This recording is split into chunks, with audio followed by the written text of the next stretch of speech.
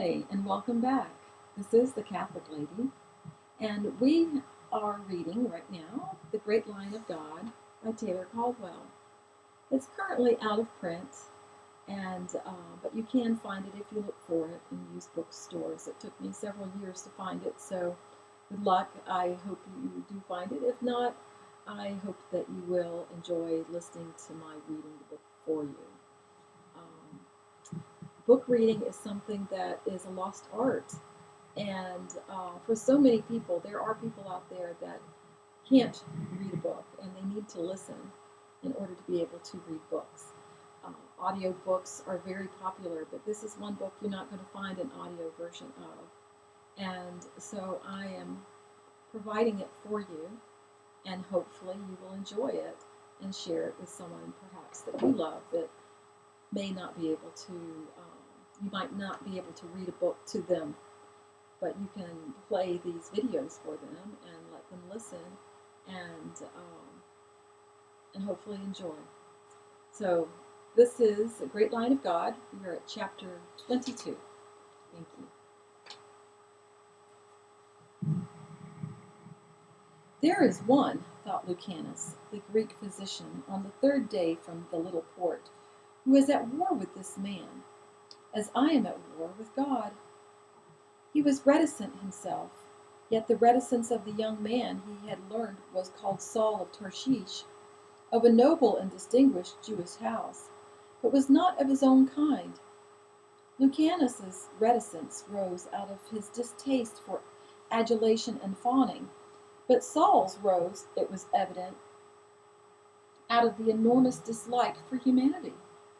Gallo had said to Lucanus, pointing out Saul to him at a distance on the deck, "There is one who is returning to his home to dispose of his fortune, for he now lives in Jerusalem, and I have been commissioned by a famous Jew and very rich named Joseph of Arimathea to give him every courtesy and consideration.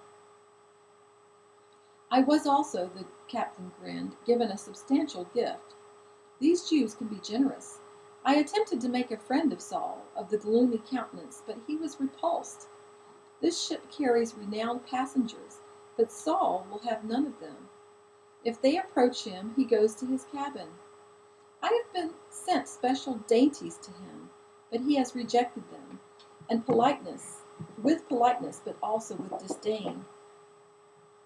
A number of bottles of exceptional wine were brought aboard for him, a gift from Joseph, but he gave them to me not graciously, but with contempt. It is said," the captain resumed, "that he despises all mankind. Of a certainty his glance is cold and censorious and aloof, and he will not respond to any courtesy." Lucanus was not a man who approached others without encouragement, except if they were ill. Like Saul, he was restrained, but he found himself curious about this young Jew, and with the fiery red hair and the fierce profile and the afflicted eye, the harsh mouth and the bowed legs, which he tried to conceal under a long tunic. Saul also had a pallor, and the freckles, and the sun burned his fair skin. He walked with a rolling motion. His air was abstracted and crepuscular. He frowned. Lucanus had never seen him smile. He wore no ornament at all. He had strong, freckled hands, and the hands of a man who had knew labor. Lucanus also knew much about the Jews, so he understood. More than more, Saul incited his curiosity, and this baffled the reserved Greek. Was it the Jew's obvious look of proud misery which attracted him? The icy hauteur, the resolute step, the embittered countenance he revealed to others, the expression of removal, of condemnation, of rejection? As I have removed myself from God, and condemned him, and rejected him, so this unfortunate young Jew has removed himself, has condemned and rejected man, thought Lucanus, the physician. The Greek was troubled. It was well to reject God, for he was merciless to his creation, and had, himself, repudiated the tortured little animal called man, who could only suffer and die without hope of recompense. But it was not well to reject humanity, which was not responsible for its predicament, nor its agonies. If man was evil, as he so monotonously was, then he had been created so. Should he then be condemned by the one who had ordained his evil? No. Only compassion and tenderness should be extended to him, and his pain alleviated when at all possible. For did he not live in pain he could neither understand nor conquer? Prometheus, the immortal Titan, who had not been truly man, had been so moved by the anguish of humanity that he had defied the gods themselves and had brought light and warmth to the world out of his tremendous piety. Lucanus could understand Prometheus, but he could not understand Saul of Tarshish, who did not have the look of a stupid man. One day Lucanus brought himself to approach Saul as the younger man leaned over the rail and stared broodingly at the sea. Lucanus forced himself to smile, and it came to him with amusement that he had as much difficulty in being affable as did Saul. His amusement, therefore, gave him a confidential and merry expression, and Saul, turning, was somewhat disarmed. Lucanus said, "Forgive me, but I am interested in your eye. Is it blind?" Saul was immediately affronted. He said, "No." The single word was daunting, but Lucanus, who was older, was not easily daunted. "I am a physician," he said. "You must pardon my professional curiosity." "Why?" said Saul. The query was so quick and so telling that Lucanus's inner merriment broke into mild laughter, and Saul began to smile, his unwilling smile. Lucanus said, "Will you join me in a goblet of wine? I confess that I am not a judge of wines, though it is possible that you are, Saul of Tarshish." Saul's red eyebrows rose. "You know my name? I also know yours. Like yourself, I am no judge of wine." "I thought all Jews were Epicureans," said Lucanus artfully. He saw at once that his remark had amused Saul. "No," said the younger man. "Many of us prefer Syrian whiskey." "A bottle of which I possess," said Lucanus. "I too prefer it. Wine to me, however wonderfully perfumed, tastes like vinegar on the tongue. Moreover, it is impossible to drink enough of it to forget. Only one sleeps heavily, a sad sleep, and awakens unrefreshed and sluggish and with nausea. Whereas whiskey is very rapid and leaves no residue, unless it is drunk like wine. Will you join me?" Before Saul could reply, Lucanus had motioned to a servant dawdling on the deck, and had spoken to him. Very soon the servant returned with 2 small silver goblets and a bottle of whiskey. Lucanus and Saul sat down under a striped awning and out of the steaming sun, and Lucanus poured the golden liquid into the goblets. Saul tasted, made a grimace, and then drank a little. He said, "It is possible that you too wish to forget, Lucanus?" "I would I could drink of the waters of Lethe," said the Greek, and his face became a subtle mask of pain. "There are times I cannot endure the agony of mankind." Saul regarded him in a long silence. Finally he said, "The agony of mankind is deserved. Have we not brought it upon ourselves?" Lucanus was acquainted with the religion of the Jews, and so did not stare in surprise. He looked into the depths of his goblet. Saul said, "It is perhaps not the agony of all mankind which disturbs you, Lucanus, but the agony of 1 or 2 or 3 whom you have loved?" "True," said Lucanus, and lifted his large blue eyes to Saul's face. "But do we Greeks not say that argument should be from the general to the particular, if it is to have verity and meaning? Yes, the general argument touches all, and none completely. You are correct. I have loved, and I have lost, and now I love no more, except in the general sense, which I have admitted is not valid at all." Saul did not comment. I have heard, said Lucanus, full of piety, that there is in Israel a man of miracles. Is it true? Saul visibly started, and his face changed and became ugly.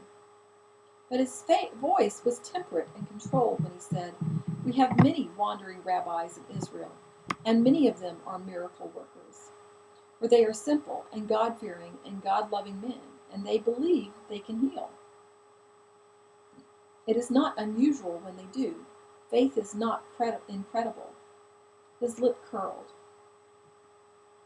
"But," said Lucanus, who saw that in some manner he had struck a tender spot in Saul, "I am speaking of the one in particular, a man who has caused much excitement in these days in your country. You will recall that we Greeks build altars to the unknown God in our temples, and we await his arrival. I have heard that the countryman of yours, of whom I speak, is the unknown God." He watched Saul keenly. A look of fury spread over Saul's face, and of disgust mixed with horror. Yet there was no surprise in that expression. "You must remember," said Saul, "that there are many superstitious Greeks and Romans and Egyptians and others in Israel in these calamitous days, and they are always gazing after the preternatural,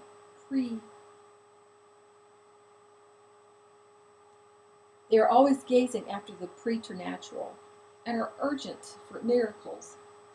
For they find that the world of present materialism does not satisfy the soul of man, however comfortable and easy materialism is. Man does not live by bread alone. It is disastrous that modern man has discarded his belief in the supernatural, in the being beyond mere manifestation, as if manifestation can occur without a cause." Lucanus nodded. "Yes, I recall the words of Aristotle. Life belongs to God, for the activity of the mind is life. And he is that activity. Pure self-activity of reason is God's most blessed and everlasting life. We say that God is living, eternal, and perfect, and that continuous and everlasting life is God's, for God is eternal life." Again Saul's face changed, became eloquent and moved. He nodded. "But we were speaking of the new miracle worker, the rabbi, in Israel. Have you heard of him?"